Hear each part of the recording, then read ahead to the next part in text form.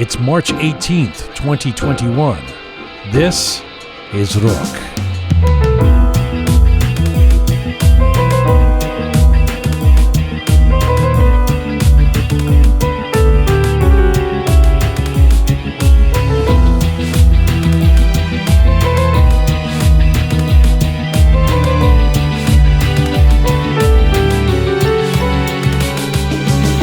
He is an acclaimed Iranian-Canadian artist who is perhaps the poster boy for migration and integration. Ahmad Alan Sakhavarz has managed to build success as an artist in different forms and on different continents. First as a star editorial cartoonist in Iran during the 60s and 70s, then coming to Canada post-revolution to become a renowned wildlife painter and a sculptor. His works are provocative and breathtaking, and his story is in 3 distinct acts. The great Ahmad Sakhavarz joins us for a feature interview today, plus lots of pre-Nowruz fun. This is Conversations from, to, and about the Iranian diaspora. I'm Jian Ghomeshi. This is Roqe.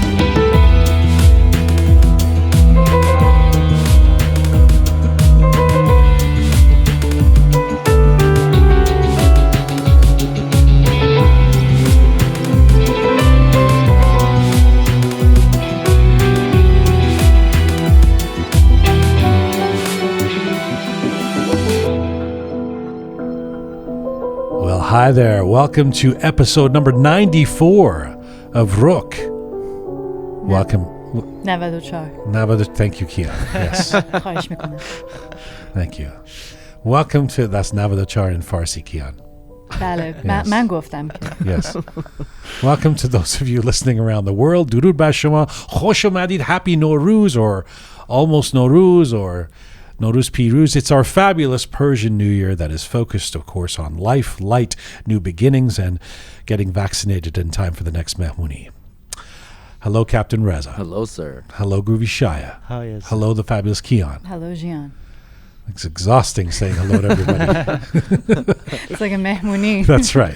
Hello, everybody. Except Mehmooni, except nobody brings anything to my Mehmooni. We guys, bring our light, our love, our voice. Right. Your new vaccinations.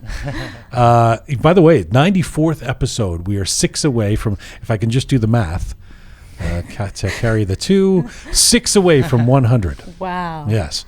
And for the 100th episode of Roqe, now let me explain something that's you'll find very interesting, young Kian. I can't wait. Yeah. Not so young, but Excuse me. let's not go overboard. I'm quite young, don't you? How dare you? That's right. I've never. Well, it just makes me sound like I'm old if I call you young. But anyway, young Kian, it's you see, it's the 100th episode of Roqe, and that happens to fall on the same week as the 1-year anniversary. You're kidding. How do you like that? How is that possible? That is just, isn't that beautiful? Did you know this when you first started? Yes. Wow. So, yes, it was planned that way. But it also happens to fall. So, well, if you think about it, there's 2 episodes of Roqe a week, right? So how many weeks are there? 52. 52. Somebody please 52. help me. I haven't had coffee. Okay, 52. Go on. 52, yeah. Yes. So, and then, so it only makes sense that, so how many episodes are there in a year? 104. You're the one in finance. I know, but you're putting pressure So on 104, but during the Christmas break, we did 1 Pink Floyd episode with 4. Yeah. So, so it all works out. It adds up, and so we get to 100 on our 1-year anniversary. Amazing. Anyway, for our 100th episode and our 1-year anniversary, we have a very special guest, a feature interview, and it's a rare interview. This is not somebody who does very many interviews, and I don't know if this person has very seldom done any interviews in English. So this will be very special. Any clues? I'm not going to announce. Yes, the person may be of Iranian background. That clarifies everything for me. Well, it narrows it down, doesn't it? It sure does. Yeah, so there you go. Speaking of being of Iranian background, Ahmad Alan Sakhavarz. Have you guys seen his sculptures? Not before, but when you told me that we are going to interview Ahmad, I looked and have you never seen them in person? You've never seen one in person? No, they're just breathtaking. I mean, they are incredible sculptures, and they're almost, they have a bit of a cartoonish side to them. Yes. They're dark and in some cases kind of macabre, but then they also have a cartoonish element, which makes sense because he was a cartoonist back in Iran, quite a famous one in the Pahlavi era. He had a regular column in Etelaat. Then he comes to Canada and really embodies this philosophy of never look back. I'm going to start a new life, and becomes a wildlife artist, painting wildlife, and then a sculptor. And the crazy thing about all of that is he's been very successful in all three of those different forms. So, and he's just got a great life story. And by the way, it's his birthday today. Is it Isn't that cute? Yeah. That's really That's sweet. amazing. So Ahmad Sakhavarz joining us for a feature interview in just a little bit. We'll look forward to that. We are on an ongoing mission to build a new audiovisual encyclopedia of Iranian diaspora identity. We are coming to you on SoundCloud, on Spotify, iTunes, Instagram, YouTube, Castbox, and Telegram, depending on how you like to consume the program. If you like to see the visuals now, we're shooting a lot of our interviews. You can do so on Instagram and on YouTube. But most of our audience consumes it as a podcast, and you guys are on SoundCloud and Spotify. Telegram for the bilingual, the English and Spanish. English and Farsi versions of Roqe. Join our Roqe community. If you like what we do on this show, you can check out our website at roqemedia.com. Become a patron.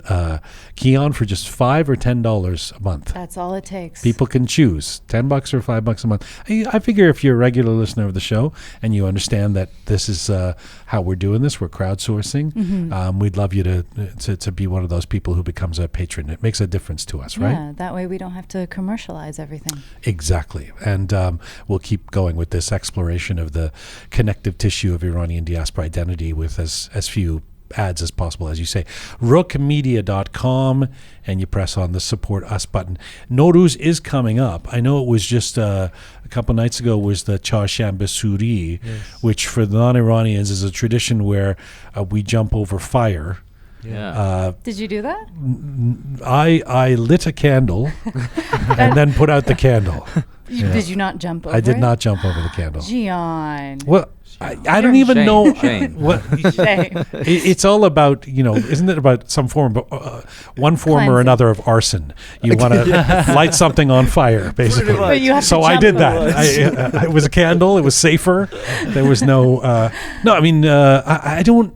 I'm relatively. We grew up in the West, Of course, and yes. so there was no Persian community. So of course, I knew Nowruz because we would do that with my Yeah. family every Nowruz, and I loved it. And we, the Haftzin, we did all the traditions.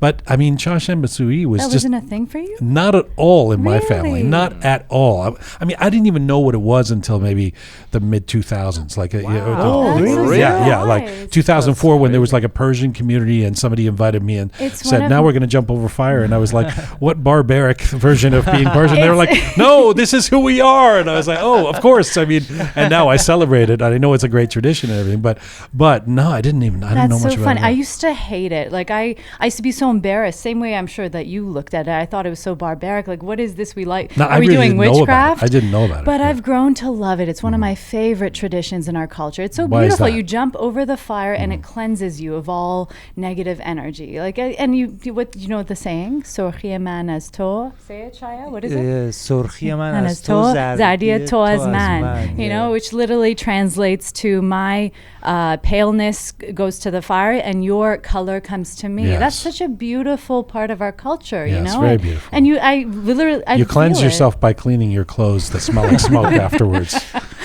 It's all a mental thing. No, right? it's absolutely beautiful. But it was the pandemic. I mean, the last couple of years, Right. I've been invited. I guess people were still doing it though. I thought, I guess no one's doing it this year because I didn't get invited to anybody's house to do chaharshanbe soori. You can do it in your backyard. I know. Well, as I noticed, people were posting. My friends Yeah. like posting 50 people jumping over fires, and I was like, I guess everybody did do it. They just didn't invite me. Yeah. So what do you do with chaharshanbe soori besides jumping over the fire? You dance. You have- Actually, it's a war zone in Iran. A war zone? War zone, yeah. What do you mean by that? Because people, A lot of firecrackers. yeah, people Handmade grenades, no make joke. some handmade bombs, and they Yeah, I don't think this is what we should be propagating to our non-Iranian friends. and yeah, Iranian culture is very nice. We make some bomb and then throw them. It's like every stereotype that. So what do you guys do for your New Year's? We create some bomb and then we create Warzone. It's fun. Children enjoy playing in Warzone. Shia, you ruined everything. Shia, what? What are you doing, man? And beautiful Shia. We build a war zone and then we create the bomb. I thought he was gonna what is happening no, here? really, it was at some point it was really dangerous. I mean, Jesus. no, really, It is. I mean, recently it's getting better because they try to make people calm. We've traveled a long way from Keon's beautiful description of cleansing. But really, it could be very dangerous. I thought he was going to say something so profound. I was listening intently. He's like, so we make bombs and we...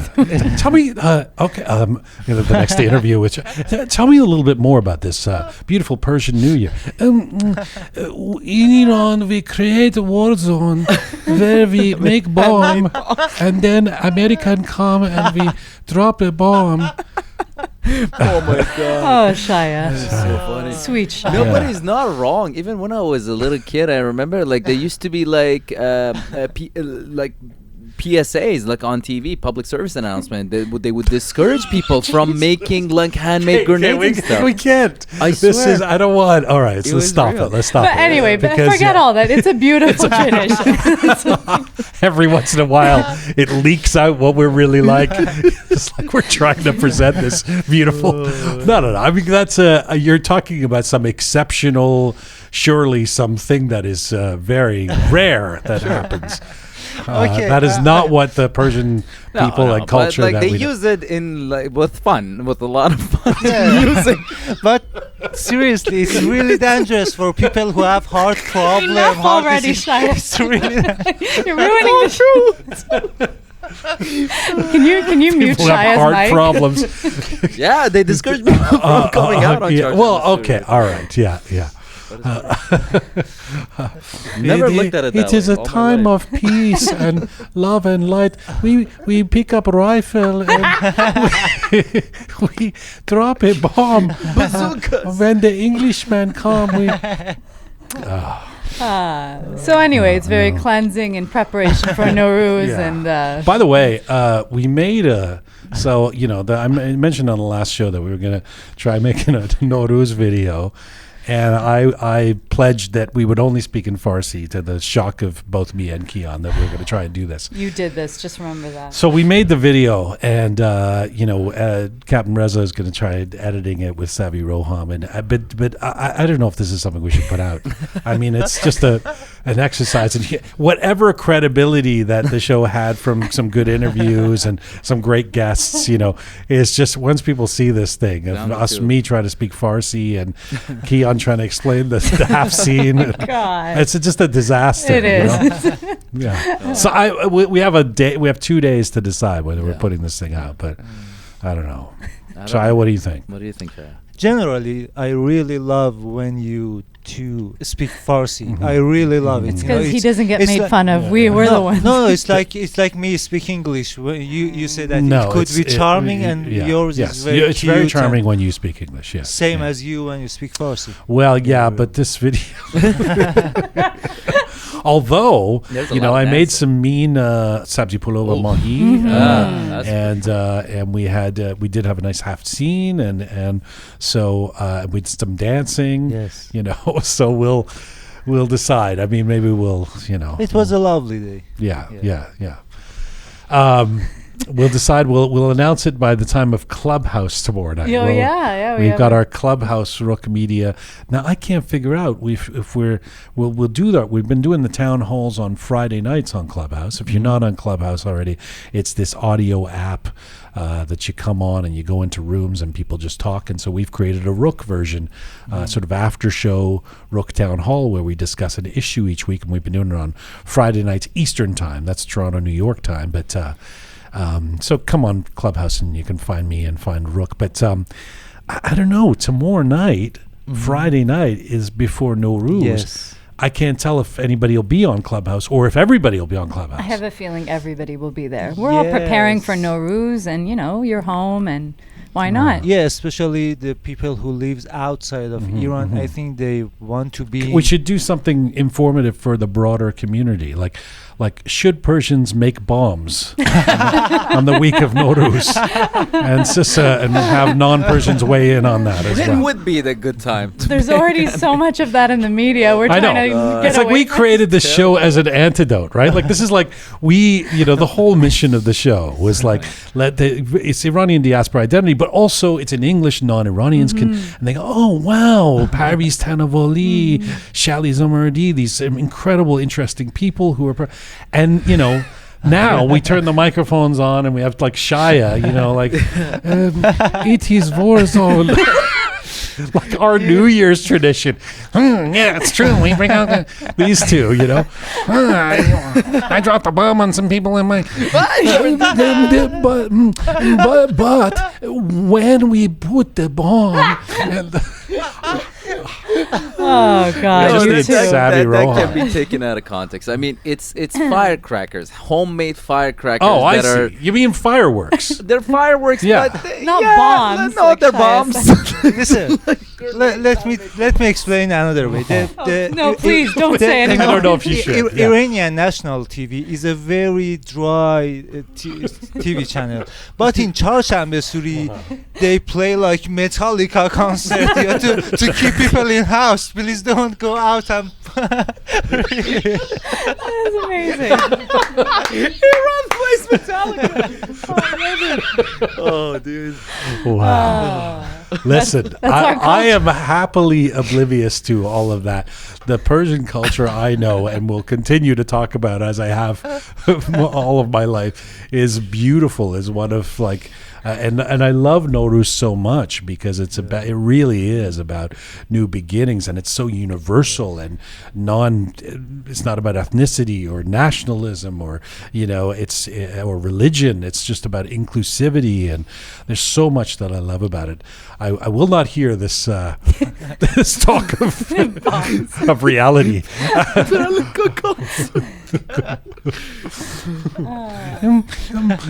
Somebody come with a shotgun. And they line the people up, and then Metallica is playing. But it's a very beautiful tradition. Yeah. Yes. That is Beautiful tradition. All right, we're going to get to. By the way, speaking of sabzi polo and mahi, Chef Hoss will be joining us before this episode. Boy, I'm going to ask Chef Hoss about chaharshanbe soori. Chef Hoss is talking about something called Galea sauce, Galea mahi. It's kind of a, what would you say, spicy tamarind kind of sauce fish that how to best make that sauce for Nowruz. And he also argues that sabzi polo and mahi, the fish and herbed rice, is not the only dish for Nowruz. He says that's a myth or a tradition that he wants to undo, that the suggestion that it's only the only dish that comes with Nowruz. So we'll get to Chef Hoss, Ahmad Sakhavarz in just a few moments. Very much looking forward to a feature interview with him. But first, it's Thursday. You know what that means. She's a dear friend, a diaspora blend, a gym fanatic, and a kook who can be erratic, lovable, smart, and funny, and on a journey to discover what we actually discovered. Here we go, Bachaha. It's all Persian to us with Kian Nademi. Yeah.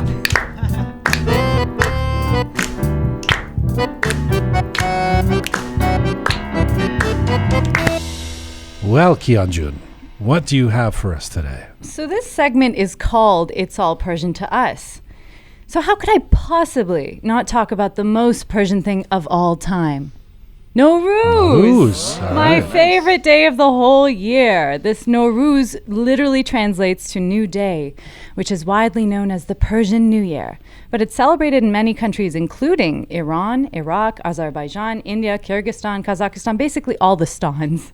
But not quite, I don't want to, Right. yes. So celebrated on the first day of spring at the exact moment the sun crosses the equator, when day and night are of equal length.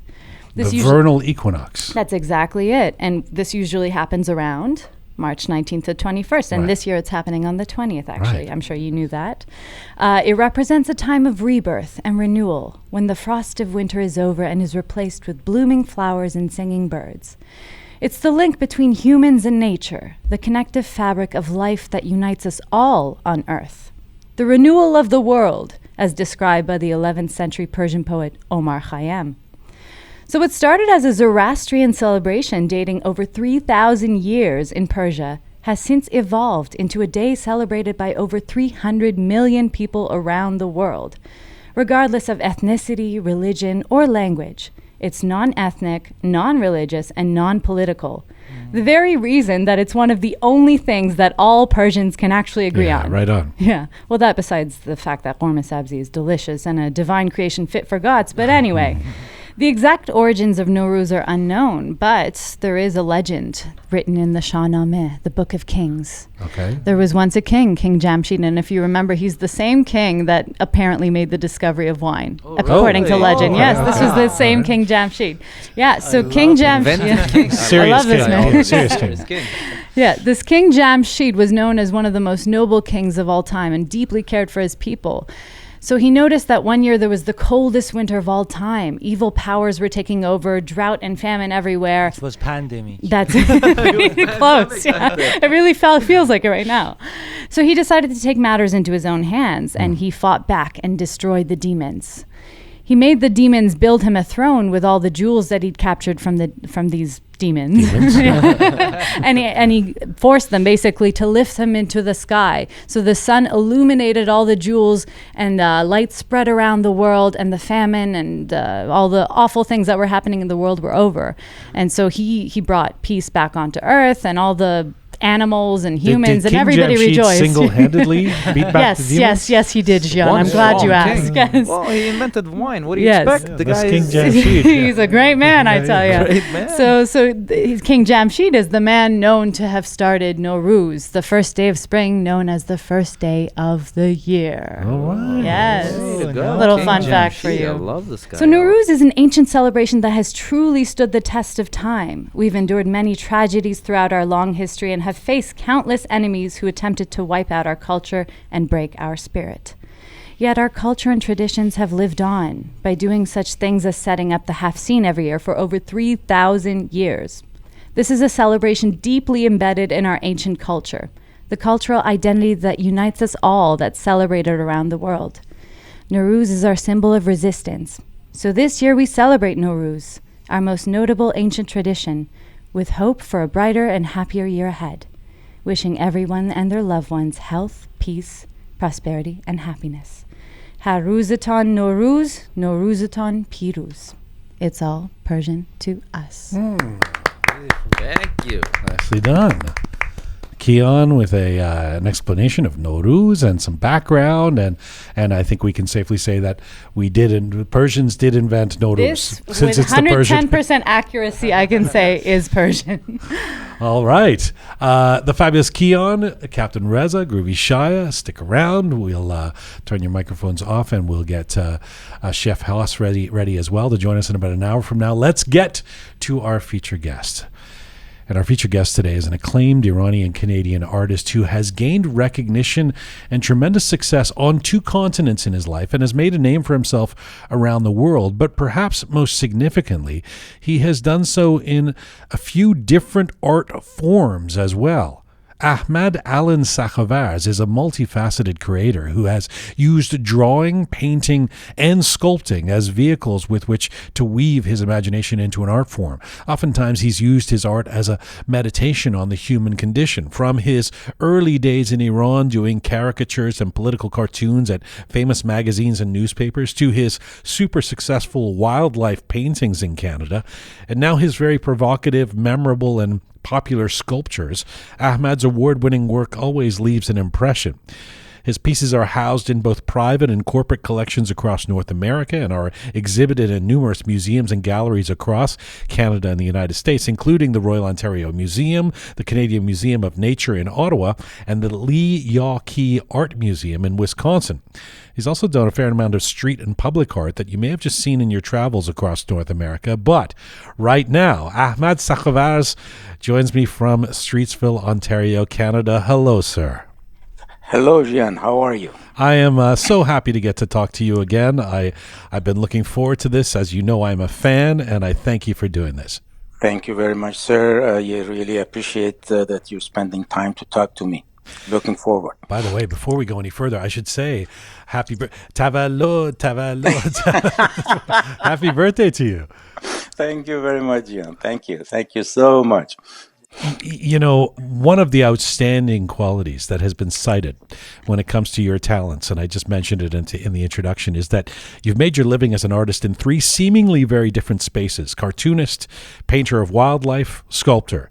But there is actually a chronology to your artistic journey, and if you'll forgive me, I'm going to call it the 3 acts of Ahmad Sakhavarz, and Yes, that's what it is, take them one at a time. But first, a general question. Is it your sense, Ahmadjan, that when someone is a creative person like you, an artist, that morphing or switching or evolving from one art form to another is a natural occurrence? In other words, should we be so shocked that you've made a name for yourself in all these different artistic ways? No, actually, I think, changing medium, changing, different types of artwork, it's a part of, of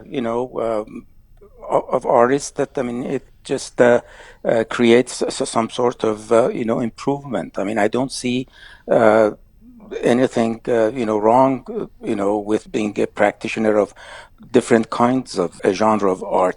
But as far as my work is concerned, in a way, it was somehow all these 3 types of work that I did, they were related together. My cartooning at the time showed me how to be able to, think and then create ideas and then improve my, ability as an illustrator, and then working in magazines, and, that helped me from that aspect of it. And then the paintings, again, that part of the ability of thinking and figuring out the ideas behind the painting comes to play. But when it comes to my sculptures, the best way to explain it is that I'm just basically going back to my cartooning days again, because the ideas have changed, and then exactly the way I was thinking, about my cartoons, not necessarily the political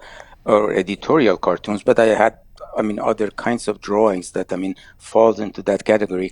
Yeah, then now it's like a circle that is coming together. I'm going to get to that for sure. But do they all come from the same creative well, or do they represent different sides of you? In other words, if you're having a great day, you're feeling really happy, is it like, well, then I'm going to do wildlife? Or if you're pissed off, you have to do a cartoon, or if you're in a certain space, you have to do a sculpture? Or are they all from the same kind of creative well inside you? Well, let's put it this way. I think every type of artwork that I do helps me to express one sections of my thinkings. For instance, when I'm thinking philosophically and I have ideas about human relations and activities of mind, sculpture form comes more handy than painting to me. And then when I think about the environment sometimes, and I get involved with some, emotion about the vanishing wildlife, and then, which has always been my passion, then what I do, painting comes to play. And then as you put it, I'm really pissed, I go back and do some cartooning about some people that I really like to, talk about. Why only 3 arts? I'm a bit disappointed. Why not playing the piano as well and doing yoga and mastering every other art possible? Listen, John, I started with violin when I was a kid. My father thought that I should learn violin. I played it for maybe 3 4 sessions, and I just put it aside. I mean, it wasn't me. Then I started to play accordion. That didn't take me anywhere for a while. Then I started to play classical guitar, in Iran. But this just coincided with the time that I was getting married. So, yeah, I've been, jack of all trade, master of none. That's exactly. Master of at least three. Master of at least three. The music's on hold for now. You're still young. Listen, in an effort to further situate you before I get into your acts, I was thinking, I just wanted to make a note on your identity. I mean, you spent the first 35 years of your life in Iran, the last 40 or so years in Canada. It's interesting because you're well known in art circles in both countries, but largely, I think, for very different art forms. In Canada, I mean, I actually first got to know your name associated with your paintings of wildlife, oil on canvas, watercolor. They've been, as I say, wildly popular and well known in Canada. In fact, I thought of you as a Canadian painter. I didn't even know, I didn't know you yet. I didn't know you were Iranian. In Iran, you came to public attention as a cartoonist and a caricaturist. Do you get the sense that the two communities that form your dual identity see you in different ways? I would say so, yes. I mean, some people, especially in Iran, they're quite familiar with what I was doing, But here in Canada, for instance, I mean, when I go back and talk to some of my Iranian friends from before coming to Canada, they're surprised. And then because they're not familiar with this type of work that I've done here, because this was something completely new that I came across here. And for the first time, I saw that there's such a genre of art as wildlife, which, I mean, I've always, loved the animals and birds and those kinds of things, and the environment and hunting scenes and all those things was always my passion, and I would follow it. But I mean, so here, that's why I found this particular kind of art, and I got into it. But in Iran, who know me, they know me still as a cartoonist. Right. And gradually, after the social media and the Facebook and then Instagram, that I put my work, in the surprise, I mean, they realize that, I mean, I've done such a things, and they say, what kind of a work is that? And maybe the sculptural works have been the nexus of your identity and art forms. So let's go back to Act One. Ahmad Sakhavarz, growing up in Tehran. You're born in 1945. You're an only child. By the time you were born, both of your siblings had sadly died, and you have fond memories of movies and comic books. This is in and amongst the accordion playing, of course. Tell me about Ahmad as a kid in Iran in the 1950s. Well, as I was, the only child in the family, and then after losing the two siblings before me, my parents were really very protective of me, and then didn't let me go out as other kids at that time to play in the streets. And then so in our small family, basically, I needed to spend some time, and then from the day one, I can remember I was interested in drawings, doing the normal stuff that, I mean, children do.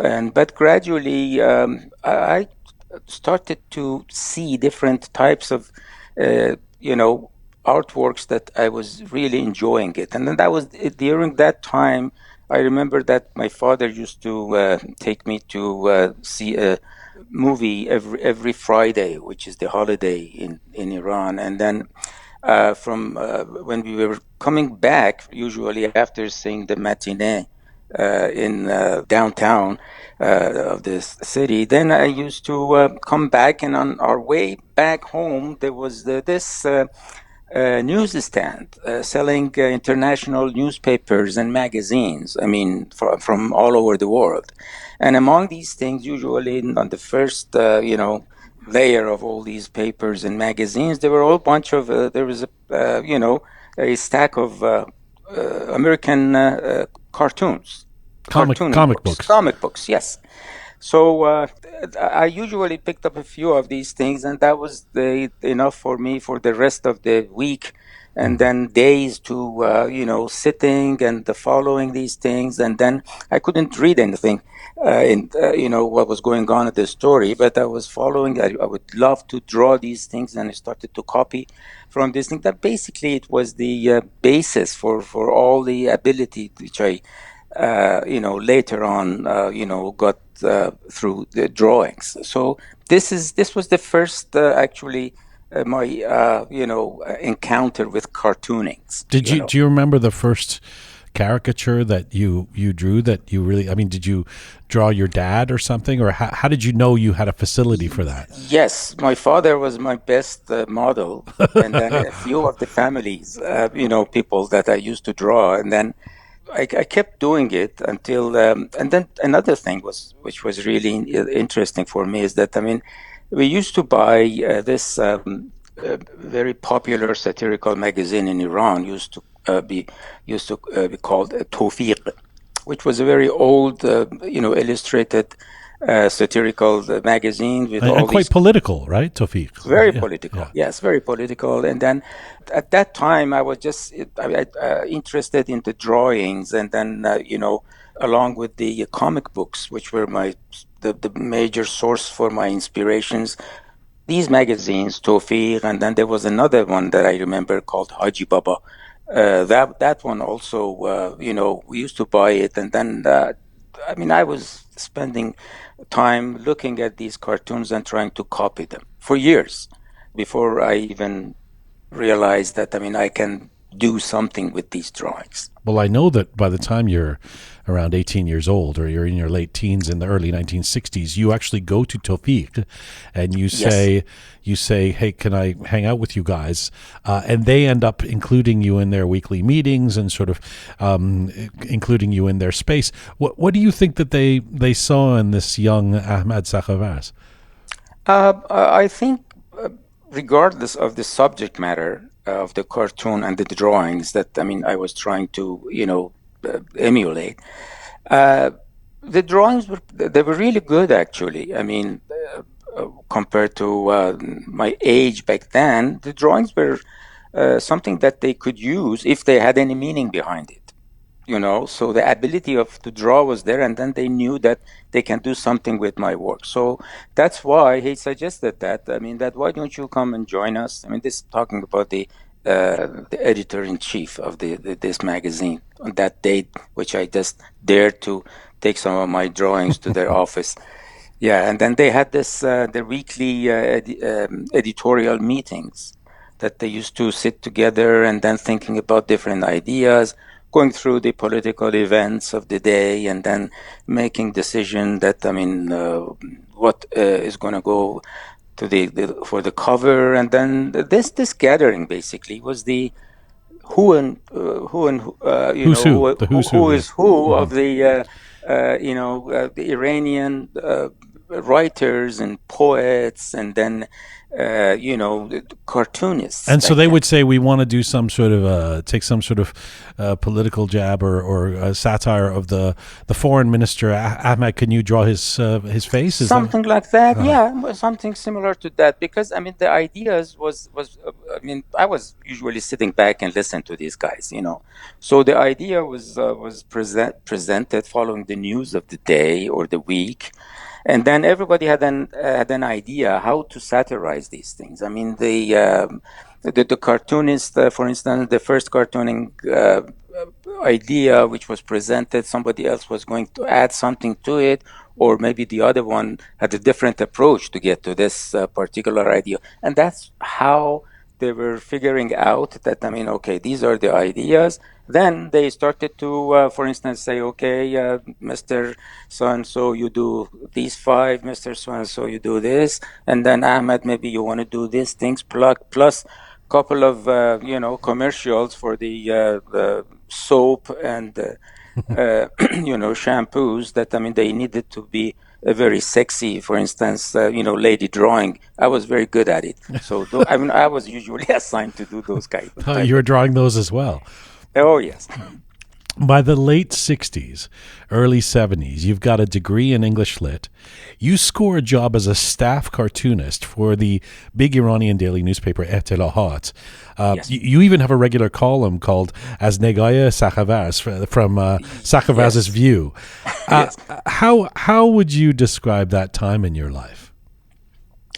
It was a very good time because I was beginning things and then seriously getting involved in things that I thought is going to be my future, the cartooning, and then getting involved with it a lot and being accepted there as a staff cartoonist was a big thing for me because there I was completely on my own, and then everything which was going on the paper, I had to come up with the idea and then pass it through the editor, and then it was going to be published next morning or next day, next evening when the paper used to be distributed. But anyways, apart from that, the other part of it, getting involved as a translator and then getting involved into the part of the radio and television part of it, which I got involved, then that was again a beginning for me to think that, okay, from my other part of the abilities, which was not necessarily art, then again, that was a beginning for to start a future from that point of view. When you were doing As Negaya Sakhavarz, how much freedom did you have you had this, you had your own space in a big newspaper? That's, people dream of that in a lifetime. Yes. What would they tell you what you can do or not do, or would you just come up with ideas and be able to draw them? Well, the ideas were all mine. Back then, by that time, I had enough experience to be able to, draw cartoons which were relevant to the different happenings in the country. But having said that, first of all, we had to pass it through the, approval of the editor. Sure. There, which was obvious.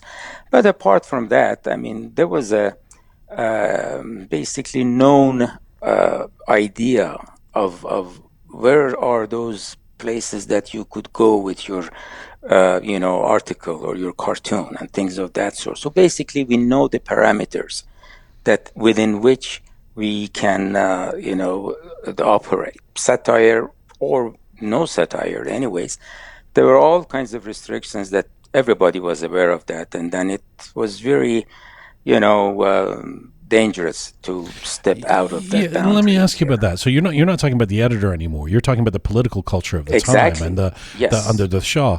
Just to recap, this is the 70s. You have this prominent gig at Ettelaat, but you have to be careful what you are lampooning in your cartoons on a political level. You said we learned to work within the censorship. We knew our boundaries. You just said it again now.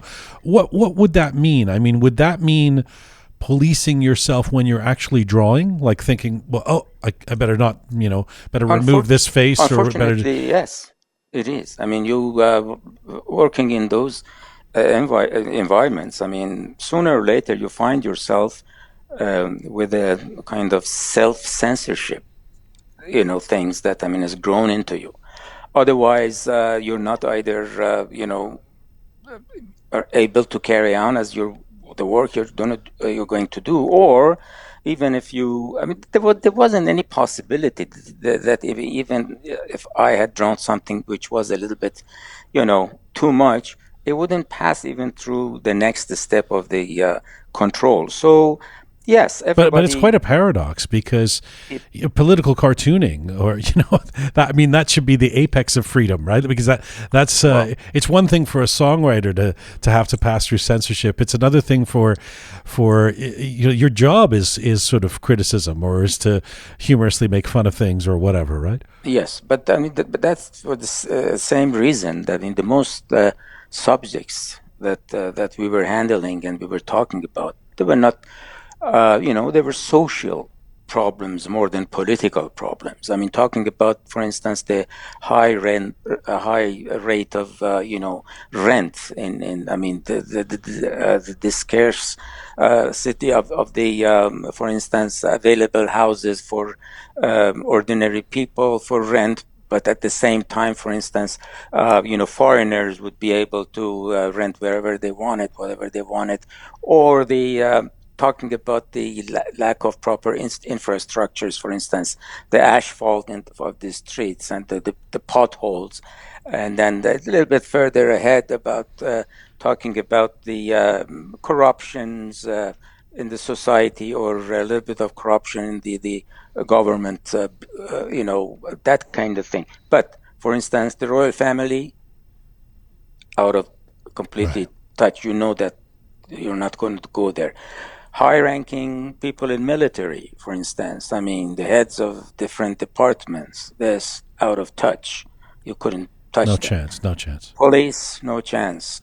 Those kinds of things. Well, you almost get arrested when you, at one point, you draw if I have this correctly, it's a sort of a justice scale symbol with a policeman with a baton, and this is, of course, in the Pahlavi days. How much did it shake you up, almost getting hauled away to prison for that? That's right, because it was a very silly, things that happened. It was just completely a coincidence of this symbol of policeman that I had drawn had a very close resemblance to the head of the police department, and that's why this guy was so pissed. Oh, so you weren't actually drawing the head of the police, but no. it got interpreted that way. That's right. What did he look like? Yeah, he was a 3-star general, and then I had seen him several times, and with a big belly and a very a thick mustache. And the characters that we were using in our cartoons, you create some sort of a character. For instance, for these army generals, for instance, we had the guy with the big belly and the big mustache, and then, for instance, the dark sunglasses on, that kind of thing. Right. For and this guy, was a symbol of a. He actually looked like that. It was exactly. After I really, double checked and see that it was an accident. But anyways, it was very close to the point that my editor called me, and then they said that don't show up for a while, and then they had basically out of their ways. To convince this guy that it has been something that is symbolic.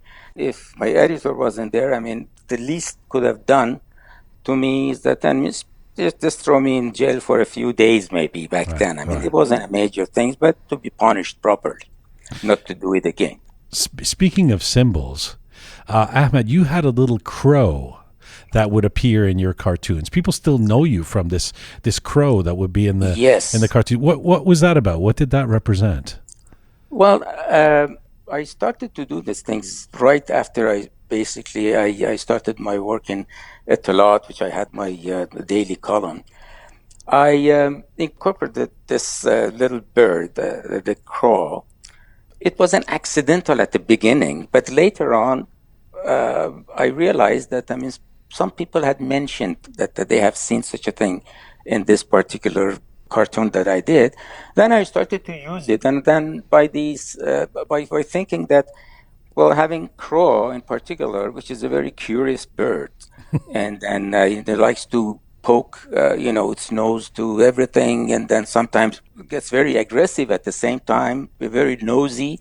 So I thought, why not keep this little bird here and there, and then it was some kind of an amusement that people trying to find it, that where the bird is, this and that. But gradually, this bird became really the source of interest in my cartoons rather than the idea or the whole thing. And everybody who picked up the paper, the first thing they did by looking at my cartoon, they were, looking for the bird, where the bird is. And now everybody who sees me and talks to me, and then they immediately remember that you were the guy with the kalaq. See, if in the 21st century, you would have all kinds of merchandise with the bird on it, and you'd be selling. Yes.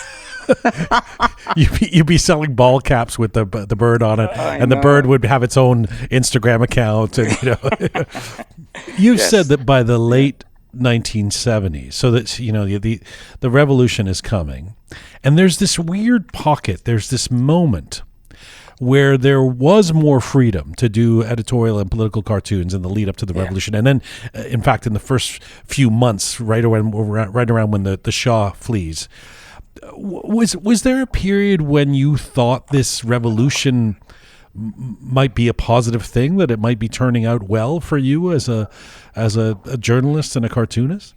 Oh yeah, I mean, from mid '70s. Things started to go a little bit better.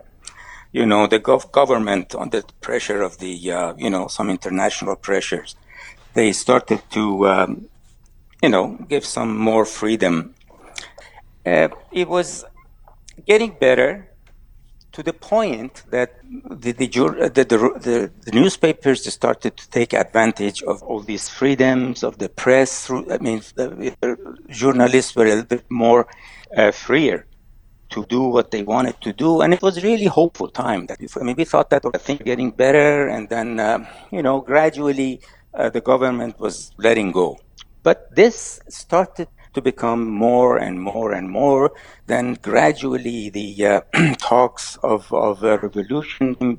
It was the beginning of the revolution. Nobody had an idea that the revolution is going to be something that we're facing with today.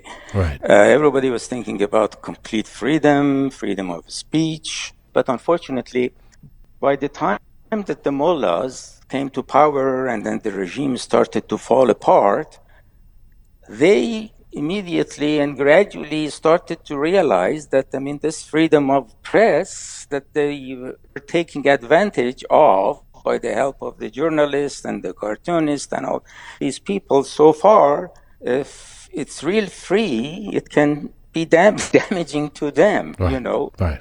As you intimate, the freedom does not last. Etelat gets taken over by the mullahs. You're out of a job.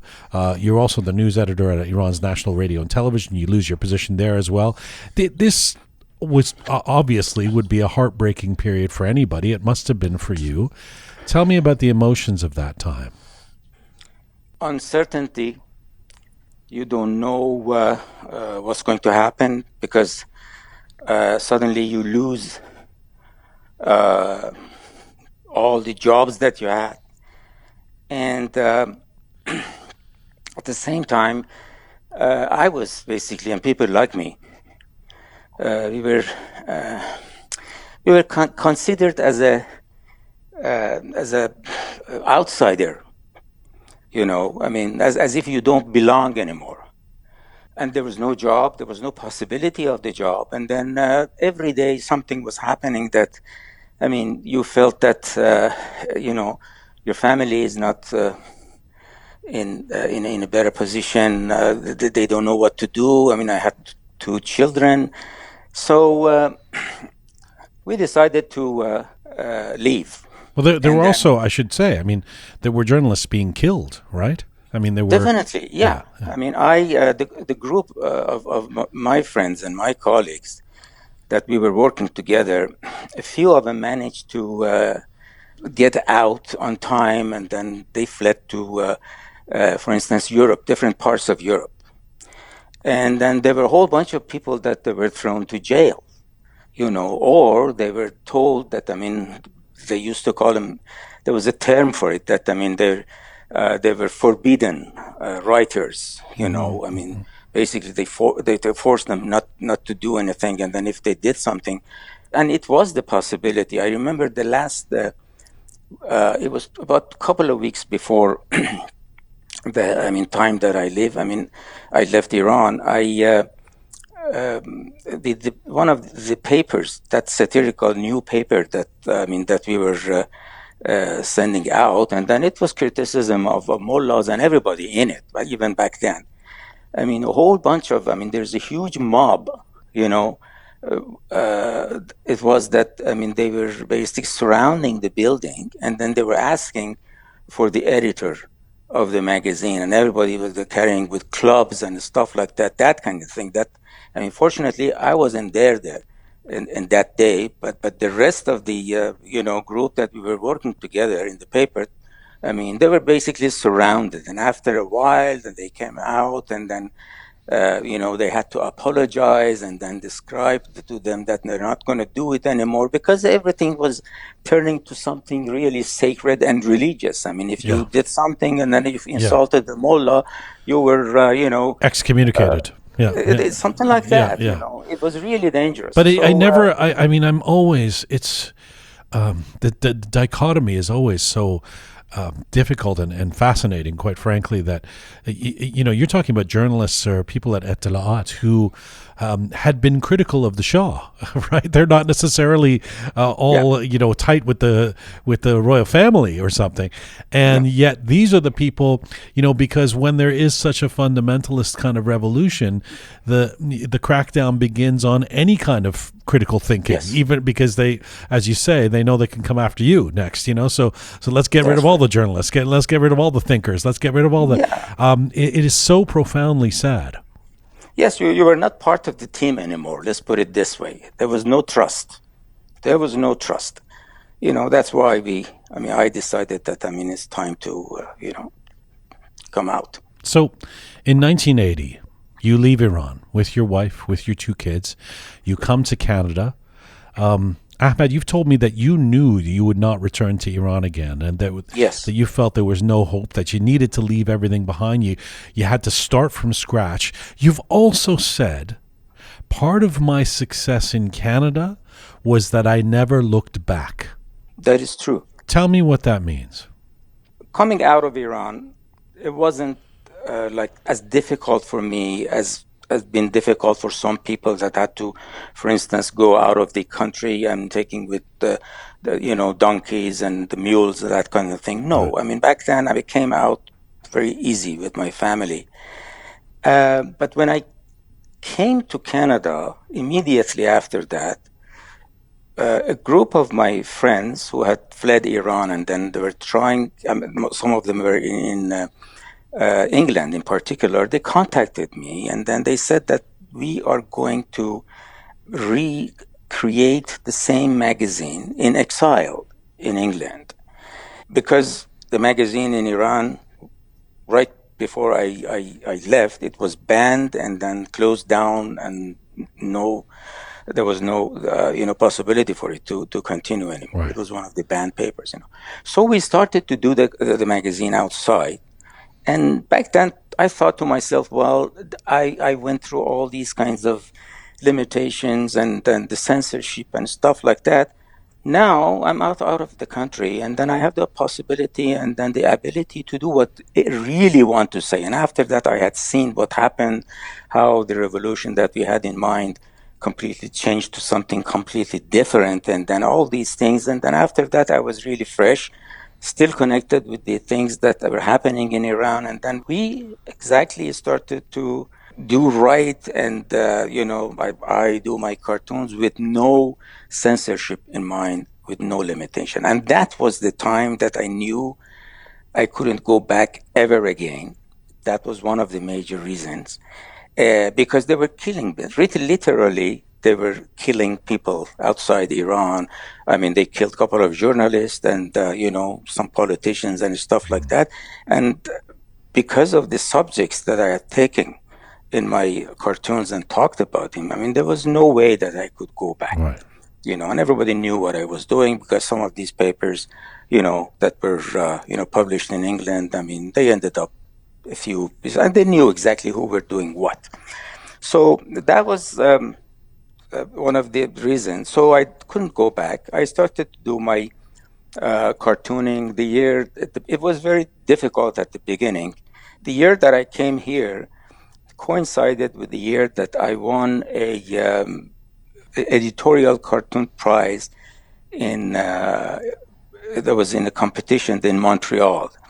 That we used to participate. And then that year, ironically, my drawing won the prize of the editorial cartoons, So when I came here, some of the organizers of that show, which were in contact with me to send me the check and stuff like that, they told me that they can introduce me to some of Canadian cartoonists. I mean, the first person that they introduced me to was Ben Weeks. Right. Yeah. Very and famous, then, a very famous Canadian cartoonist. yes, Yeah. one of the very famous Canadian cartoonists. So I started to, he took me under his wings, basically. I mean, I used to go to his, the office in Jarvis Streets. And then, I mean, he introduced me to a few more Canadian cartoonists like Andy Donato and Ted Martin, people like that. They offered me basically a part-time job in Toronto Sun. And then I started to work. But because the cartooning job, it was a job, basically. I mean, I was doing some illustrations for the Toronto Sun, and then I was illustrating the ideas that people were sending to Right. the magazine. It wasn't your stuff. Right. Yeah, and then Andy Donato was the staff cartoonist, and then every day he had his own cartoon, and then anyways, it's the time that I was just starting to do my paintings, and then Hang on a second. Can I just get you to stop there for a second? Because Yeah. I just want to stop and talk for a second about this idea of not looking back. Because I think you're being a bit modest in terms of how strong what kind of a strong will it takes to say, okay, I'm moving unwittingly. It wasn't your choice to move in it was your choice, but it was circumstances that created the conditions where you had to make that choice to leave. But then to come to Canada and say, I'm not going to look back. We're going to start from scratch. We're going to do it here. This is actually quite profound because, as you know, there are many Iranians still who come to the diaspora and live for years in, say, North America. And they do look back and they exist in an exilic mindset of thinking, okay, well, let's squat here for a while in Canada before we're going to gloriously return to Iran one day.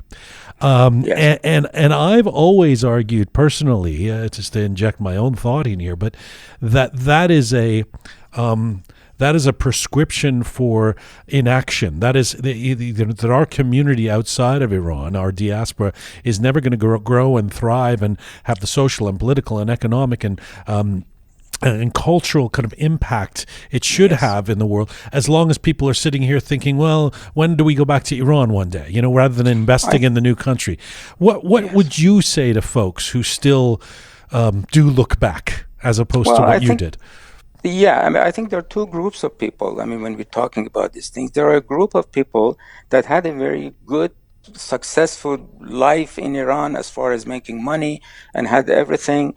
But gradually, they didn't want the atmosphere. There was pressure, there was censorship.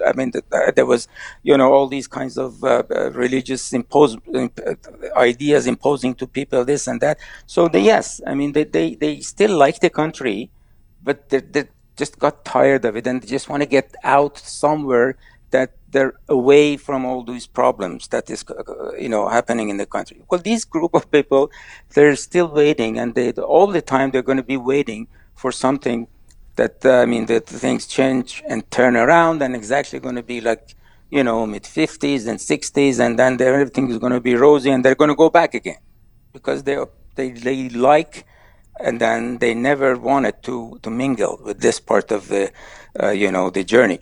In my case, I had no other choice. I couldn't go back. That was one part of it.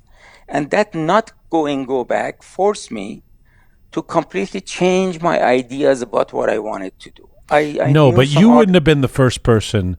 You could have said, it's ajab badbakhti shudim inja vali dige. Let's wait for a few years. The revolution will be over. The Akhundal will go, and I'll go back. You could have said that, even though obviously, there are people who say that now who are on the enemy list of the regime or whatever, and who are still waiting, right?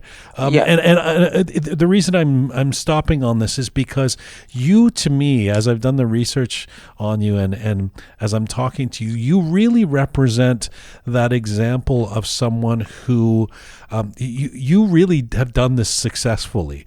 You moved to West, and you stayed within your your lane in terms of being an artist. In other words, you didn't have to come here and start a pizza shop. Not that there's anything wrong with that, but that you were able to stay in your lane and create a whole new, very successful life here in your lane that didn't involve the heartache of how am I going to go back? When am I going to go back? What did I have in Iran that was so much better, etc. And so it's quite instructive. It's an important story for people to hear. And by the way, you did it without there being, and I know this because my family was here, without there being much of an Iranian community here. So when you would have come with your wife and the kids in 1980, it's not like you had a support network around you of Iranians saying, come on, let's have chai. You're completely by yourself, right? And you were able to somehow do this. That's why I want to kind of harp on this a little bit, because I think it is instructive. It is. And the reason is that, for the same reason that you just mentioned, there were nobody in here. A whole very, very small group of Iranians that we knew, we got to know them, but completely a different class, different type of people. Nothing to do with us, because we were struggling to make it day by day living, and they were all multimillionaires, but they were here. But it was so small. There was nothing, about this thing. So nowadays, one of the problem is that, I'm talking about the type of work that I do, for instance. Let's say art. The Iranian community right now in Canada is so big that so many businesses can be completely relying on them and then, carry on, for instance. And then I have seen Iranian artists, who come here. And then when they want to, for instance, produce some art, they're still painting, for instance, the, little villages in Iran, and then the tribesmen. Completely, basically, they put down their own, memories and their own ideas about the artist, which has nothing to do with the culture and then the taste of the people in this side of the world. And that's why it doesn't go together, but just because of the reason that they don't. Well, there's a ceiling. There's a ceiling. There's only so much you can. There's only so far you can go, especially if you're doing your work in Farsi and doing your work for a specific community. That there's a ceiling, and there's no opportunities for outreach to the broader community. And that's I've said this a few times on this show, but I know people in their 30s who come from Iran, have been here for about a decade, and they still can't speak English. They don't, because they don't have any incentive. They go to the local Iran Plaza, and they have a job within the Iranian community, and they hang out with their family, and so there's no. But it's kind of like, well, how are we as a community going to make inroads if we don't speak the language, right? That's exactly true. I was lucky; I knew, how to speak English when I came here, but I knew right off the bat that I cannot rely on anything from Iran, even from the community, this and that. If I want to make anything out of myself, I have to, basically, embrace this culture. And if I want to do something, I have to speak to a language that is understandable in this society. And that's why I was lucky that the type of paintings that I was doing back at that time, which I really like to get into the natural world and animals and stuff like that, because of this society, the Canadian society, and then because of the culture of this, which is going on in this country about the relation. There was an opening for that kind of work. There was an opening for that kind of work.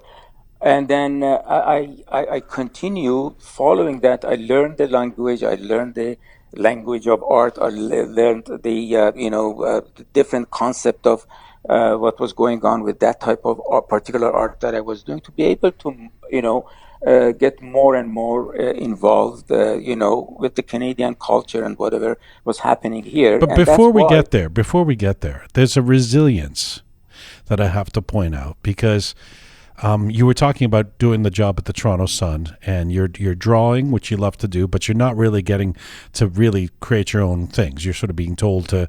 You're kind of like a draftsman. You're work for hire. You can do this kind of drawing, and you really end up not being able to break through as a cartoonist.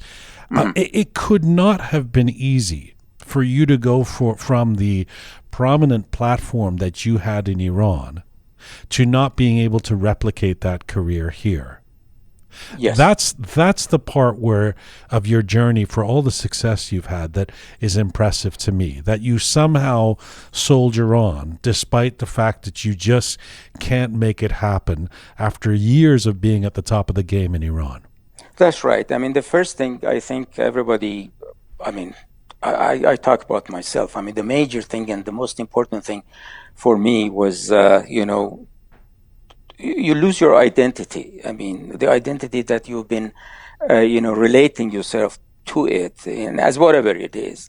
As soon as you come here, whatever you have done is irrelevant. And then the only thing which is there is the work itself to create. If you're an artist, if you are not, as you mentioned, to selling pizza, getting at it and starting it. So physically getting into something and doing it. That's the name of the game. But having said that, it wasn't even easy. For a while, I was just drawing. I mean, the quality of my work was pretty good. But what I'm trying to say is that, I mean, being good at something is not necessarily enough. On top of that, you lose your identity too. You don't know what you are. Are you a cartoonist? Are you a painter? Are you this and that? At the beginning itself, you have to be good at what you're doing. But there are circumstances that are basically conducive to what happens. Sure, and we're in Act 2 now, and you're in Canada, and this is a beautiful story here. You become mesmerized by the art scene, and as you say, nature in Canada. You discover this new genre of wildlife art becoming big. Artists like Robert Bateman, and you see that being an illustrator and being a painter, you can work within this field. It's amazing to me that you knew that you could do this kind of art. There's this great story of how you make these watercolor paintings, much like the kid who went to Fiq and said, "Here, look at my drawings." You go to a gallery. You go to a gallery in Hamilton. I mean, this is the through line of your story. It's like you never give up. You go and you show some watercolor paintings to this gallery, the Beckett Gallery in Hamilton, if I've got it right, and they say, "You know what? This is good stuff. Let's do an exhibition. Make 20 or 30 of these." That's right. You do an exhibition, and by noon, what's the story? Well, yes. I mean, I took all these paintings there, and I was so happy that, I mean, he gave me this opportunity, because this was the gallery actually that Robert Bateman was showing, and it was a very prominent gallery. So it was a great thing for me to start to work there. So yes, I mean, I did these watercolors of birds. And then they were really detailed pictures. And then I took these things to him. And after a while, when he really examined each piece, with a magnifying glass to see whether the feathers are there and this and that, very knowledgeable person. And then he said that, when are you going to be ready for a one-man show? So to make a long story short, within a month, I had a one-man show there. Within a couple of hours of the opening, 20 pieces of the whole 23 paintings that I had were sold. So that was a very good indication for me that I just wanted to try the scene. In the meantime, I had another gallery that I already had established some contact. Again, I took a few of my paintings of watercolors of birds there.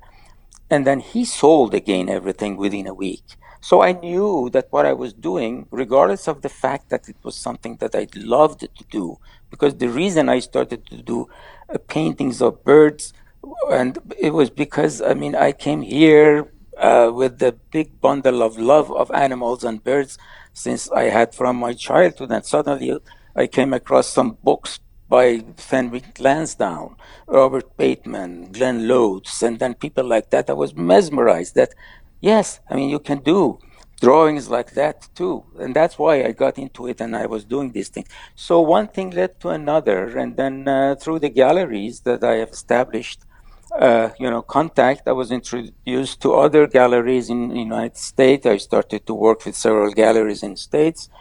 They started to publish my works as limited edition prints. And then it was such a, it became something really out of my control. What do you think it is about? What is it about your paintings, these wildlife paintings? I mean, you've become massively successful as a painter. I started the interview by saying there's these different acts. We've talked about all this time in Iran and the prominent jobs that you had at national radio and at Etelahat and all. None of them involved wildlife painting. You come to Canada, you become this very successful painter. You sell a lot. You still do. You've done hundreds and hundreds of paintings in the last 40 years. You actually told me that you've almost sold them all. You don't even have any because you sell them all. Yes, that's true. What is it that people are reacting to in your work, do you think? Well, I mean, I think it has nothing to do with me. I mean, I happen to, love the natural world. And I mean, even in Iran, as much as, there are so many animals and bird motifs, and you can find them in Iranian, Persian carpets and all the books of poetry, illustrated imagery, stuff like that. But they have always been, these imageries are been used as decorative or very, simple forms that they've taken from them and use them in different materials and then for the different purpose. There has never been a direct attention to the life of the bird, for instance. I mean, at least I didn't, come across with anything like that back in Iran. So, yes, the hunting and then, outdoorsmen are very, very active in Iran. Lots of interest in hunting, but never direct interest in the animal itself that you hunt.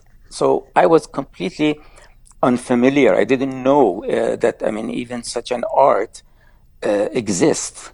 And that's why when I came here, as I said, I suddenly got into it. And by the way, for inspiration, you've been pretty much everywhere, right, in the wilderness to kind of see the type of things that you use in your imagination to paint?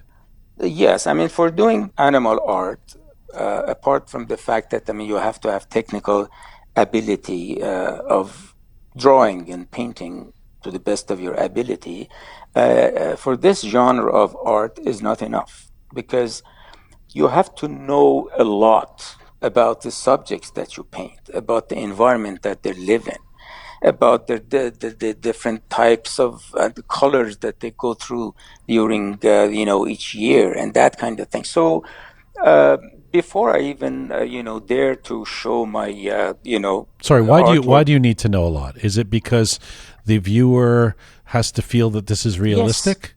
Yes. No, it has nothing to do with being realistic or not. But your audience is a knowledgeable audience. If you're painting ducks and geese and waterfowls, the people who are interested in these things, they're hunters. Right. There are people who know exactly when you're looking at the duck from which angle they land, relevant to the, the wind, for instance. They fly this, that. They know every details about these things, and you have to be aware of those things in order to be able to produce an authentic scene.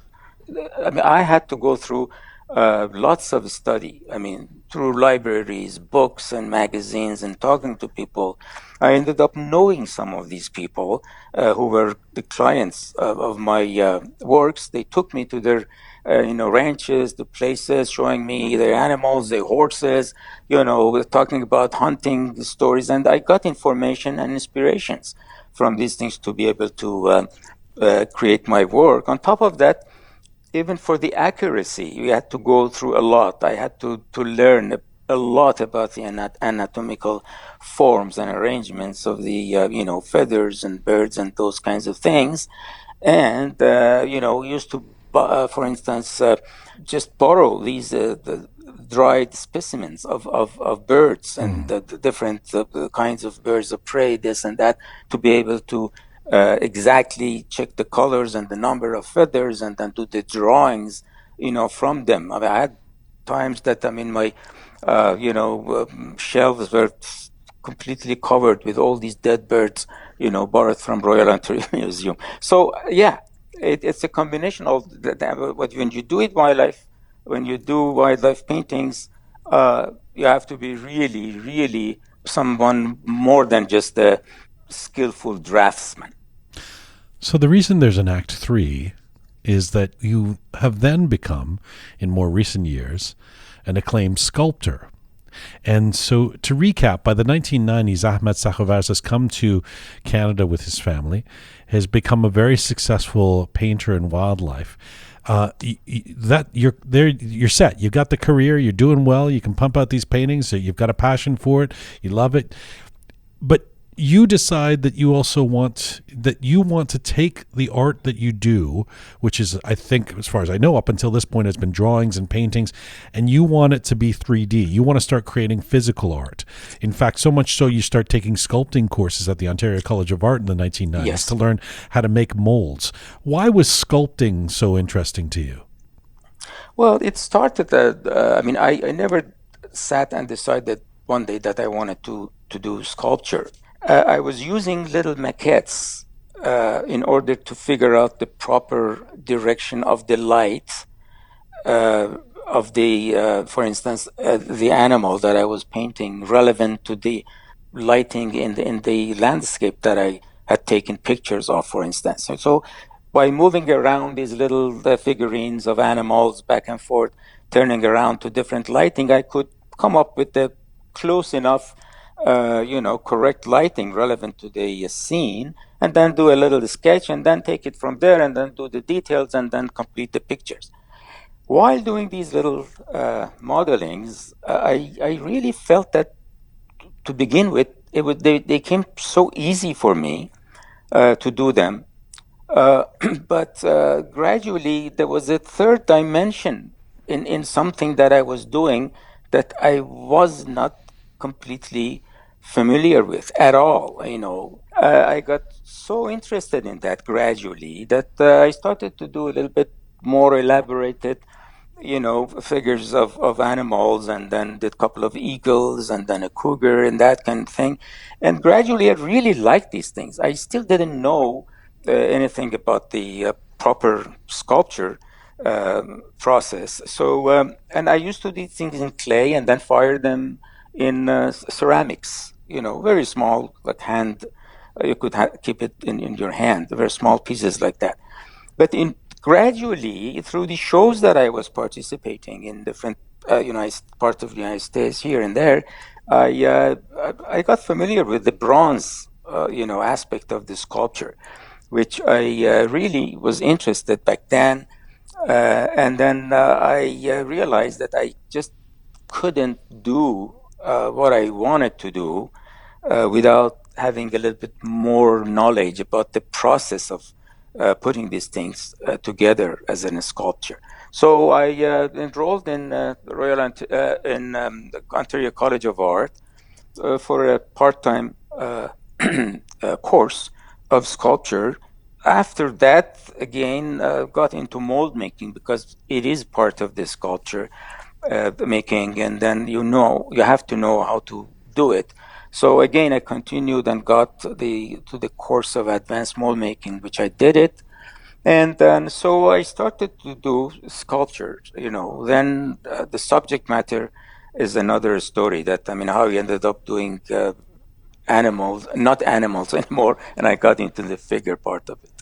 Your sculpting work is arresting. It is. I don't think anyone could. I'm going to hazard a guess that no one would see this stuff in person, and I've had the great fortune to see a lot of your work, to stand in front of it in different exhibitions, and I have a friend or two that have some of your work.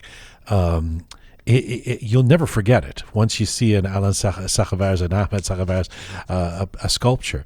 But the real joy in it is the fact that what we referred to earlier in this interview, of you coming full circle, because this breathtaking work also has elements of cartoon in it, caricature, and commentary. And it must be kind of, you must get kind of a chuckle out of the fact that you're selling these expensive pieces of sculpture that are really basically, back to your little cartoons that you were doing as a kid, right? Yes, exactly true. Exactly true. I mean, apart from doing political cartoons, you have to be able how to turn it around to make it a little bit funny or critical or this and that. But the process of thinking and coming up with how should I say it, the ideas that, defies the normal process of thinking to be able to create a satirical impulse in people or make them uncomfortable or comfortable, that kind of thing. So that exactly goes back to the way that we think about cartoons. Now, I have been able to just pick up that formula, you can say, and then just apply it to the way, in a way, a very more serious way, to create my sculptures, basically using human forms in them. Ahmed, notwithstanding the success that you've now had in Canada and across the West over the last 40 years, how do you feel being of Iranian background or being an immigrant has informed you as an artist? It definitely, whatever the background that I had as a cartoonist and as an illustrator in Iran has been basically the stepping stone of whatever I have done here. So I wouldn't, separate the two together. I mean, whatever I learned there came handy here. But as far as the influence of the culture in my work, I should say definitely exists. Sometimes deliberately, sometimes unconscious, and you're not conscious about it, and it comes through the way of thinking. Especially in my sculpture, I have been able to really go back and drive ideas back from cultural aspect of my thinking that I couldn't have been able to do it otherwise. I mean, for instance, thinking about poetries, the mystical poetries in Iran, and then bringing back those ideas of relevant to the human thinking, and then the human beings, and then the relationships, and then being self-consciousness of us towards ourselves and towards others. So all these complications which you can find through poetry and the literature of Iranian culture and culture of Iran, all these things comes together, and I can use those things, and I have been able to use those things, and it helped me a lot in come up with the ideas that in my sculptures to create something. And then usually going back again to the all the different ways of thinking about the ideas that I get. Most of the stuff that I do is just basically based on the questions that I have for myself. I mean, from life, from our approach to life, and all those things. I do these things, and I really don't want exactly to impose those feelings to the person who looks at my work. I want them to look at these things, and then they come up with their own conclusion by creating questions, rather than answering what I want to do and what I'm feeling about this particular sculpture. So most of the time, I use that they don't have any particular character about them.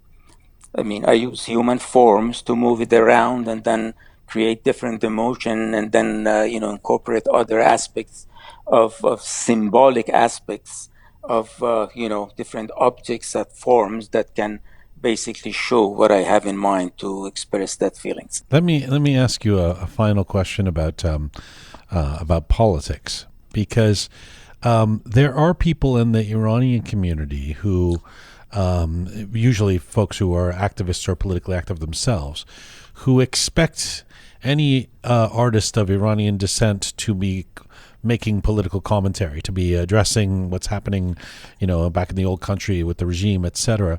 We had 2 or 3 months ago the great Parviz Tanavali on the show. I'm sure he's a friend of yours. I'm sure you know him. Yes. And I adore him.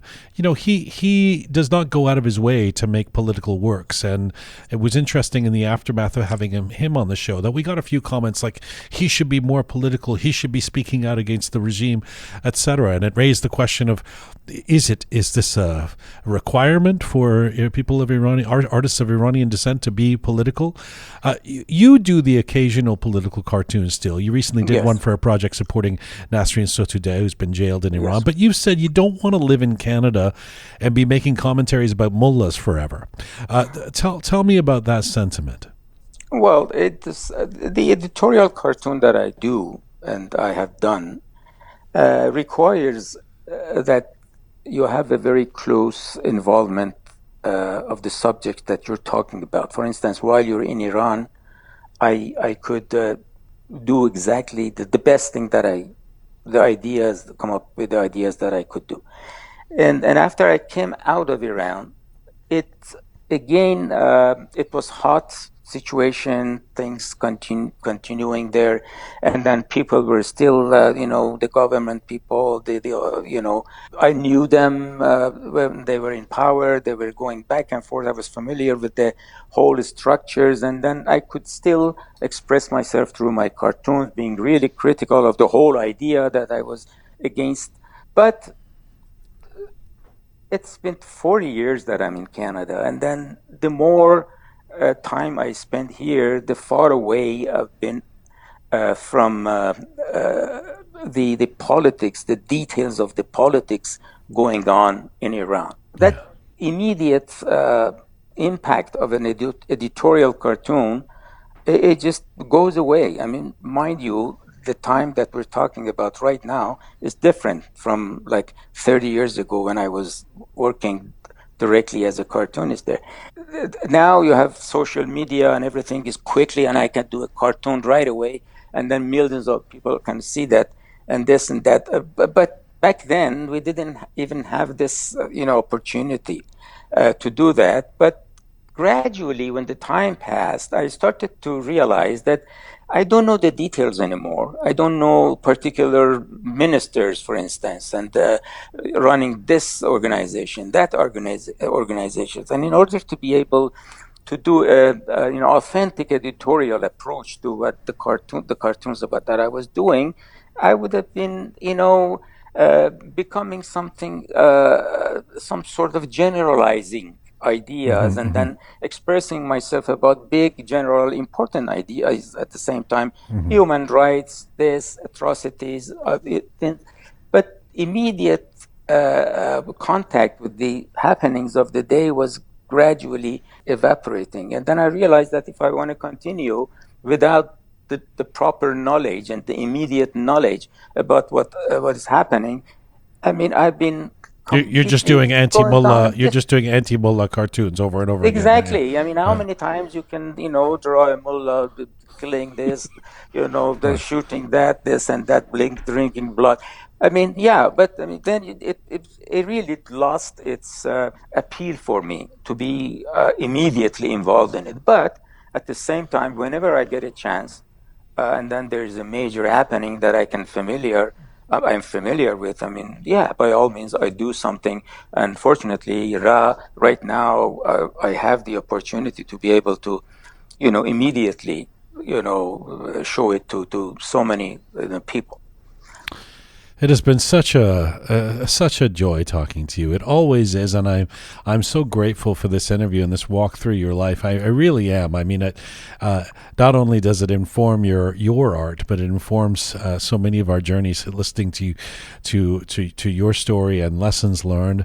Let me end here. You're the successful artist in all these different forms. Act 1, 2, 3, art form 1, 2, 3. You've said that you've never made this art for money. The success you've found has clearly been great. There's nothing wrong with getting the paychecks and selling the art the way you have, but that it hasn't been what it's been about for you. Well, Tell me about where you're at now. I mean, it occurs to me that you never really have to retire from being the kind of artist you are, but you are 77 years old as of today. You can do this for the next 30 years if you want, but you don't have to. You've been successful. What is it about for you at this stage? Yes, I've been really blessed with, do something that usually when I talk to some of my friends, they say, what are you going to be doing when you're retired? And I always say, well, I mean, whoever, usually people get retired to do what I do as a hobby. So this is something so there's no retirement for me as long as I can, move my arms and hands, right. and, walk You can around. retire and do some sculpting. Oh, wait, that's what you do. Yeah, yeah. Exactly. Yeah, right. I mean, right now, what I'm doing, I'm producing art, mostly sculptures these days. Other than that, working on a couple of books of my works, putting it together after all these years to see how things go.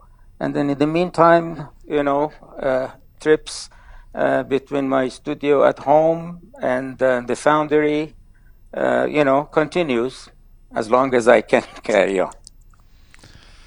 Well, hopefully it continues for many decades to come. Your artwork is a treasure, and it is, Thank you, Jian. again, such a joy to talk to you. I thank you for this today. Oh, same here, and I really appreciate that. And I've been a big fan for a long, long time, and I'm so glad that you're, producing such a beautiful things, catering to the, Iranians in particular. And I wish you nothing but success, and looking forward to see you again soon. Thank you, Ahmad Alan. Take care, and I'll see you soon. Thank you. Bye-bye. Bye-bye.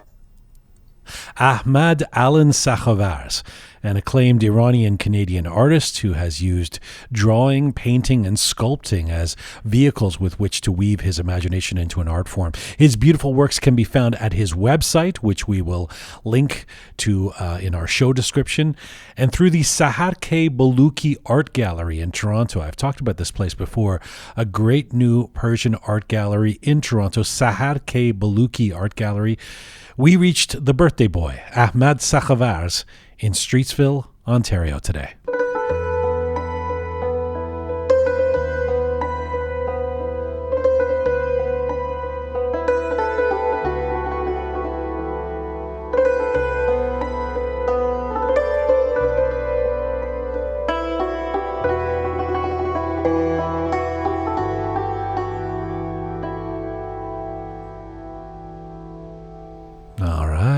Microphones back on for Captain Reza, Groovy Shaya, the fabulous Keon. My enthusiasm was probably palpable there. I really am a fan of this man, what he does, and his story is a great one of resilience. I think I said at the top of the show that he's the poster boy for integration. This idea that he comes from Iran and goes, I'm not looking back. I'm going to try and do something in my field here and put all my energies towards that, and then does it and becomes successful again in different art forms from what he was originally doing. He doesn't spend time stewing over the fact that I used to be a big cartoonist and now I'm not here, and it's just a great story. And I'll echo once again that his sculptures, if you haven't had a chance to see them, at least go online and find the link from our Instagram or our website to his, and take a look at some of his sculptures, because they really are breathtaking. Keon? That's super impressive for him to go from cartooning to sculptures like that. Most people focus on one thing and just do really good at that niche, but for him to go switch around just quickly like that, and how he sees it as a continuum. Yeah, it's absolutely. all coming. It's all makes sense to him, and it kind of does actually.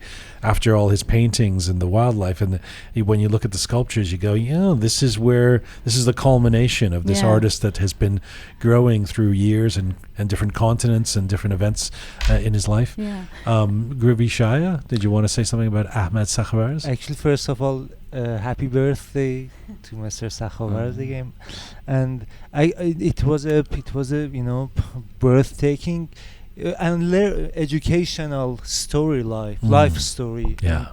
And I want to mention that I live with a Canadian sculptor these days, and you told me that we are going to interview Ahmad Sakhavarz, and I told him that, do you know this guy? And he said, oh yeah, of course I know of him. And it was I was kind of proud of, Yeah. Well, as I told you, I knew him as a Canadian artist originally. I didn't even know. I mean, I think Ian probably doesn't know that he's Iranian or something. He was surprised. Oh, is he Iranian? Yeah. Not your romantic partner, by the way. Just to people I live with him. There would be nothing wrong with it, but just to clarify, Shaya is doesn't. And not a Canadian sculptor, a sculptor. Right. He's It sculptor. would be weird if you. Yeah. There you go. Captain Reza.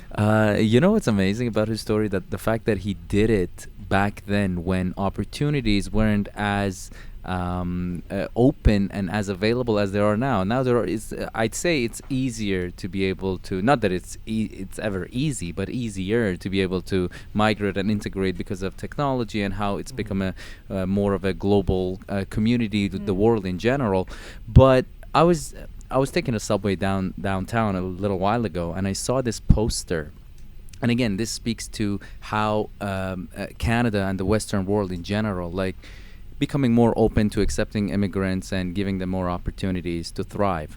So I saw this poster. In some cases. There's that we go through periods where some people want to build a wall. But That's right. That's right. There are always obstacles and bumps along the way, but I'd say it's safe to say that we're better than we were 20 years ago.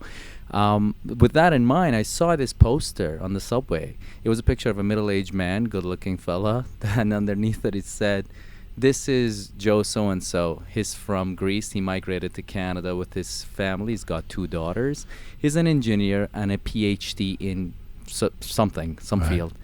He can take you from Dundas Square to Kensington Market for $13.99. And it was, and when I was listening to Ahmad, it resonated with me so much. I was like, that's incredible. He could have been that guy. I've heard so many of these stories, but he didn't. His resilience, his perseverance, and he fought his way through it, and he made it. He made it incredible. I'm so proud. I'm so proud of him. It's also, I mean, not to... We do say this I say this with regularity, and I apologize that if it just sounds like a tutti, I'm parroting this over and over again. But it's so sad that talents like his, I mean, it's really, I mean, he didn't have any stake in the game. He wasn't. It's not like he was a major. He was a cartoonist, a really talented cartoonist, forced to leave because, and almost put in jail by the Pahlavi, government regime, because of what he was cartooning. But still, that's not good enough. When the revolution happens, it's like all of these people, seen as intellectuals or part of the journalists are either going to be potentially killed off or have to flee. It's so. It to me, it never stops being a sad story that affects and infects the rest of our lives, and the life of our country of ancestry. I just wanted to say political cartooning is the epitome of freedom. It's something that we really take for granted in the West. People get killed over it in some countries, so it's, we should respect that more. And then there's a whole debate about whether the political cartoonists actually do have freedom these days, because it's the days of sensitivity. Very and true. I mean, there's Charlie Hebdo and that whole debate. So that's for another day. It is Thursday. It's almost Nowruz, and who better than a chef to guide us to the promised land of Nowruz cuisine? He is the captain of cuisine, the culinary colonel, the Tabrizi talisman, the Farsi food meister, the Turkish tradesman. It's your chef, Hoss-pitality, and this is Roqe Hoss-pitality. Hi, this is your chef, Hoss-pitality, and this is Roqe Hoss-pitality.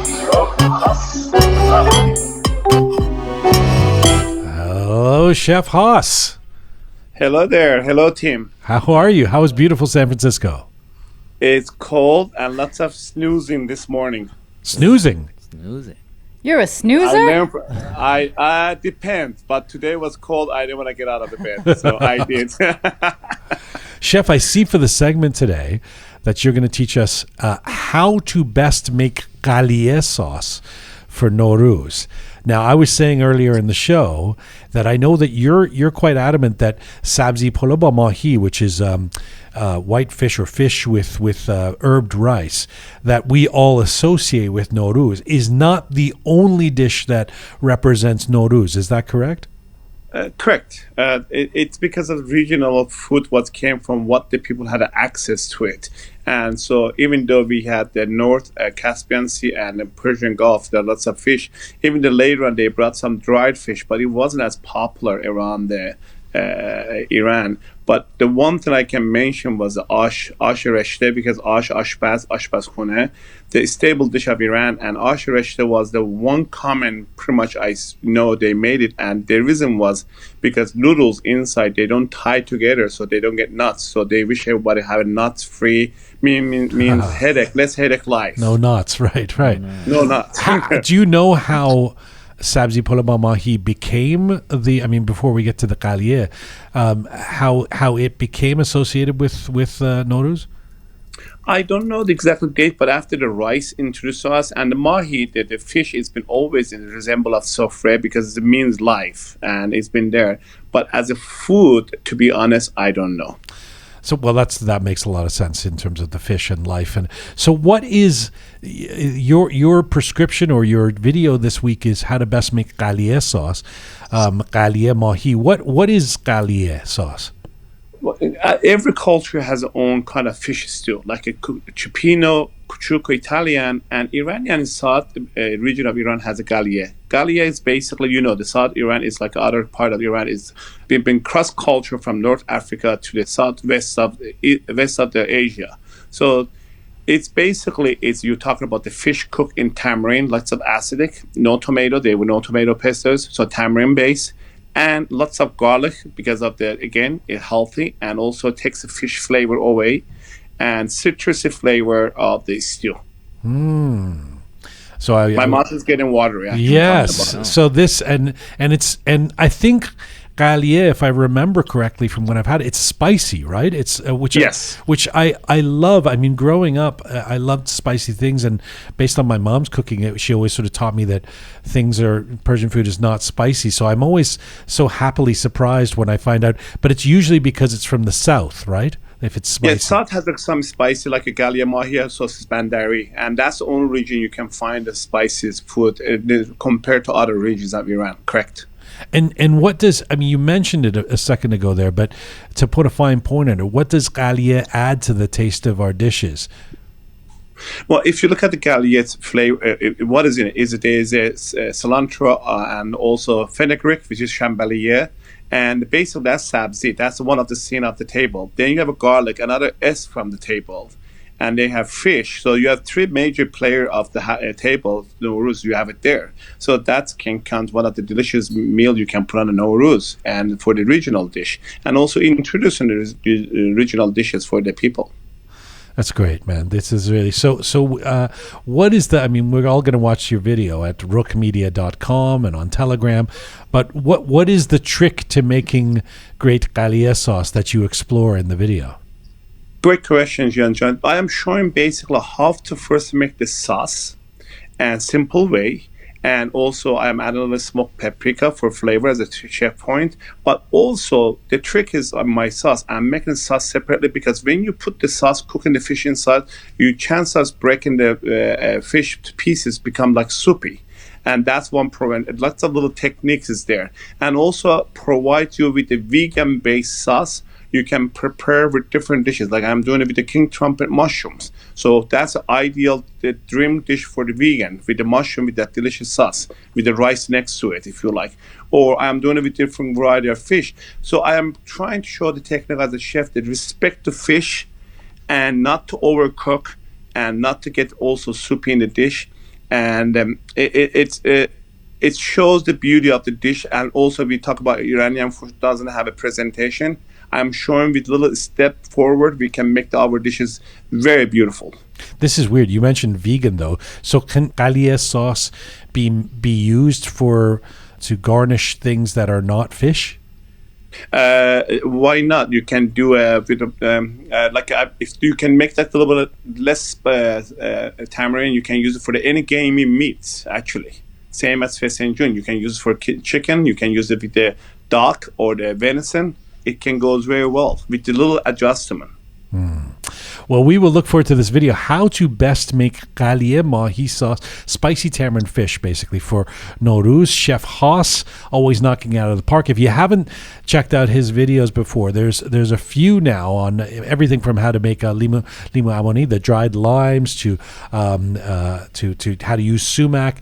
Go to roqemedia.com. Chef Hoss, it's always a pleasure on Thursdays. I want to give a little shout out to your, of course, we've talked about how you're on Clubhouse a lot, and you'll, of course, be joining us tomorrow night on our regular Roqe town hall on Clubhouse. But you also do this great weekly room on Clubhouse. I guess is it on Sundays where you have chefs join you and you talk about Persian cuisine? Yes, we do at 10 o'clock. The Sunday is our California time, and I have amazing chefs around, and we bring the guest chefs. Last week we had the ladies over there talking about Persian dessert and food, and it's amazing. And also I want to take this chance to tell from last week episode about limamani. I got bombarded from American chefs and everybody how they were blown away and they are making it. So that was amazing. Wow. Pat on the shoulder for me, and it make me very happy to hear That's that. great, man. Congratulations. That's really great to hear. Well, you do great stuff here on Roqe, and I think more and more people are discovering it. And so thank you for this. And yes, we will check you out 10 a.m., 1 p.m. Eastern time for those of us who are in that time zone on Sundays. Chef Hoss on Clubhouse. But of course, we'll see you tomorrow night at our Roqe Town Hall as well. Thank you, Chef Hoss. Bye, Thank Chef. you. Thank you. Thank You guys you. say thank you. Have a wonderful day. Sal no mubarak, chef. Happy Nowruz in advance. I'm going to get my AD from Shayan. He's very generous. Chef Hoss-Zadeh in San Francisco with Hoss-pitality. See the video again at roqemedia.com and at our Telegram channel, Roqe Media. Thank you, Fabulous Keon, Captain Reza, Groovy Shaya. That is full time for Roqe for today. Of course, for all things Roqe. roqemedia.com is our website. If you haven't checked it out, please do. We're quite proud of it at this point. It has all of our episodes there. Has the Chef Hoss videos there. Some talking points, some Roqe reads, some extras. And the page where you can become a patron for $5 or $10 a month and support this program. We really appreciate it when folks do that. We see you on the list and we appreciate you. Thanks to the amazing team who put this show together. Producer Susan, Ponce the artist, Thoughtful Nagin, the fabulous Keon, Sabi Roham, Aghay Merdad, Master Muhammad, Chef Hoss, Captain Reza, and Groovy Shaya. Thanks to those of you subscribing. You can find me on Instagram at Jian Ghomeshi, and as ever, Mizun Bashir.